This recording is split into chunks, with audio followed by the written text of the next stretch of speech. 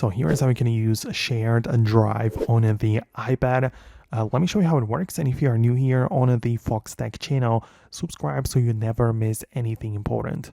Well, you can find all of the files and the drives inside of the Files app. So you can get inside and go to the left panel where you can start browsing the different locations. So you'll see your local storage or iCloud, whatever.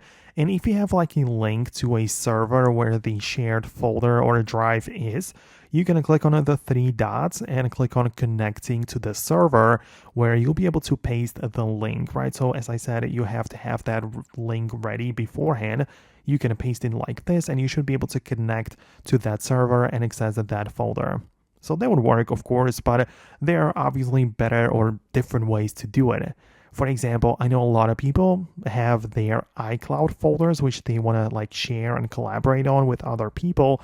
So you could technically do it like this, that you go to the Files app, let's say on another device, tap on iCloud and then decide one folder that you want to share, hold down on it, click on share, and then decide that you don't send just a copy of those files, but click on collaborate, which means that invited people can edit like that, right? So you can make some changes in here, but you can share the invite over AirDrop or messages or whatever, and this will be accessible on other devices. So for example, I can share it over AirDrop to an iPad and I'll be able to access it inside of the Files app, and I'll be able to upload my photos in there as well. It's, it's like a shared collaborating file drive which I can use on my iPad to exchange files or whatever. So that is how it would work.